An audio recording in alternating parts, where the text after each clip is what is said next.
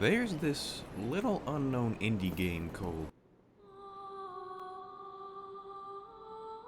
I hear it's pretty hard, so join me and Game 1 on our journey through Lordran to become the Dark Soul.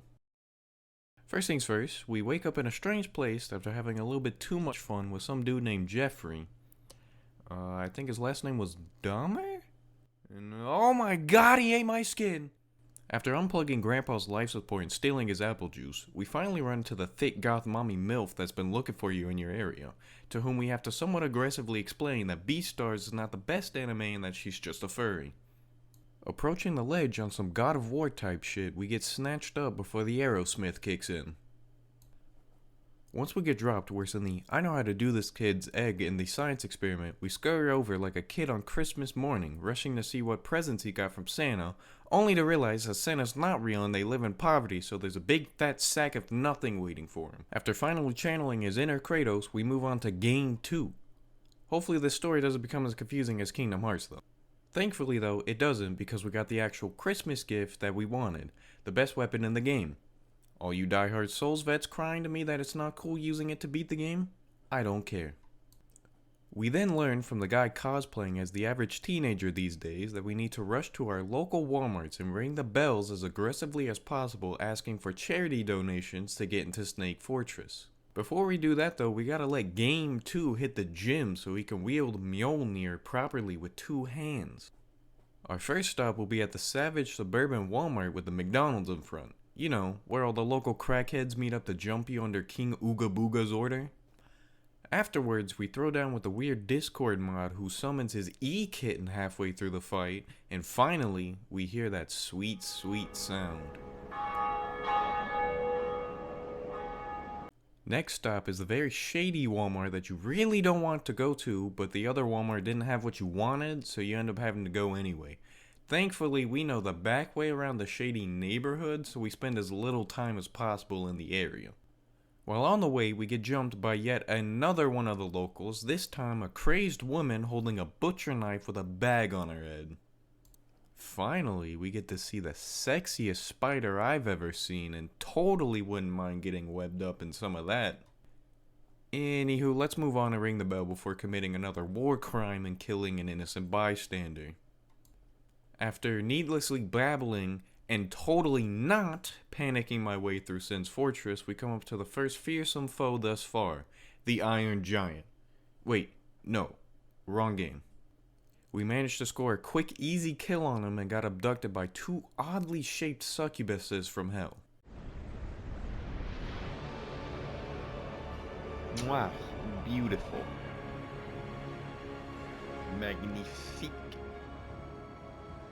After getting one of the most beautiful cutscenes in gaming history ever, we are dropped off at Anor Londo, home of the worst two run-throughs of the game, second to Blight Town, and one of the most wonderfully crafted NPCs, bosses the Soul games have ever seen.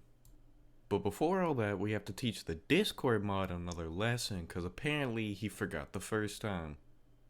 Unsuspiciously, we proceed to run into a church, which just so happens to be occupied by the village hidden in the mist, because I swear to God these kunai-throwing, spin-kicking motherfuckers have been expertly trained to just destroy everything. Oh, we made it. Spin the wheel and ask for the letter N and buy a vowel I and proceed to shout the rest of the letters while blindly running and praying not to get skewered harder than those chicken chunks at a hibachi joint. The school bully final boss stands on your way to victory, so pray to the RNG gods that he falls and kills himself before inflicting any more physical or emotional damage. Now, conveniently, the developers crafted a whole other area that they want you to run through and explore while killing more Black Knights. But nah, we skip everything by just jumping over a railing and go straight to fighting Oinstein and Smooth.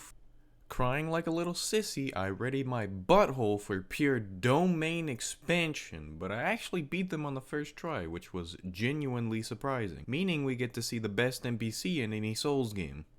Bow down to mommy for long enough and she will grant you the Lord Vessel, a big ol' walk that will be used to reach Poland, aka Kiln of the First Flame, aka Grayscale, the area. Before that though, summon your inner old person and prepare to go to the Duke's archives, where we'll kill a big old lizard pretending to be a dragon.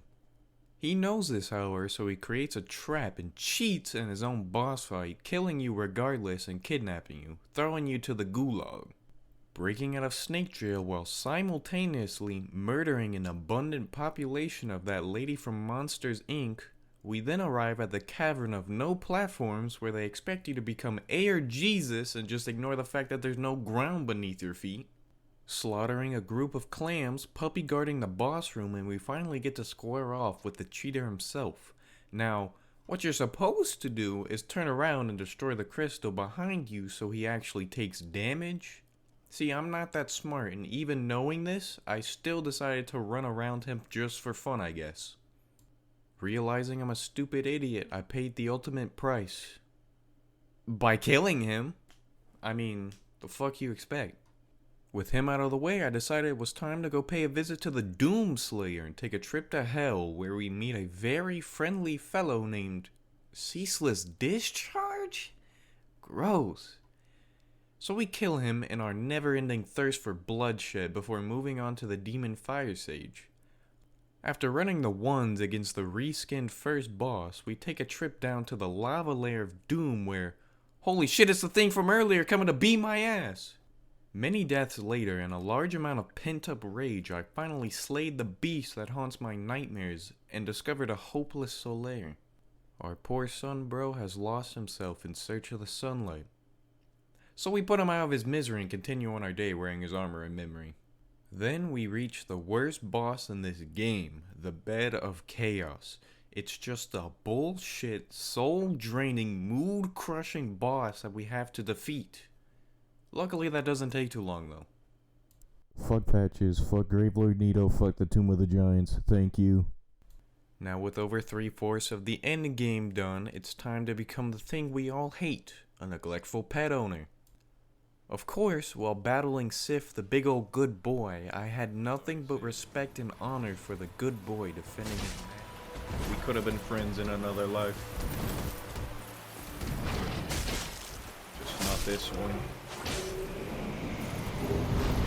Next we pull up on our Osmosis Jones shit and go down to New Londo, which doesn't seem to be doing too hot, where we have to flush out the sewers just to jump down into the eternal darkness and fight the Four Kings, which actually may be a scam because there are more than 4 kings down there.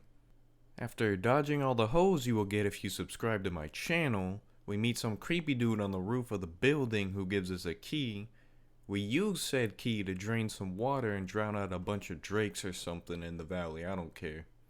Finally, having defeated all 4 of the Lord's souls. What the fuck does that even mean? Like seriously, who wrote this script? We beat the 4 big dudes, now we can go into Pling Plong Plume territory. There it is. After having the biggest, most dramatic finish of just parrying him a few times and missing our critical strikes, we finish the game by walking off in epic fashion.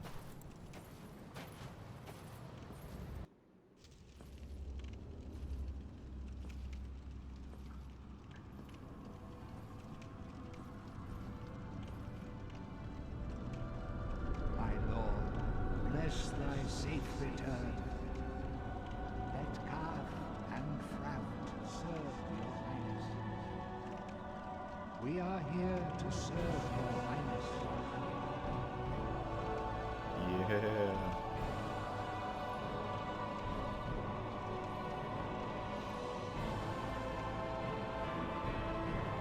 Let the true God be cast upon the world.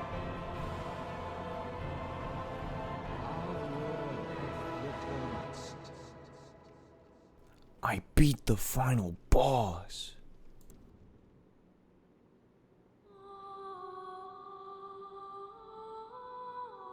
And that concludes the journey to beat Dark Souls 1 Remastered. Only took me about 3 hours and 2 minutes. Subscribe if you enjoyed. Have a blessed one.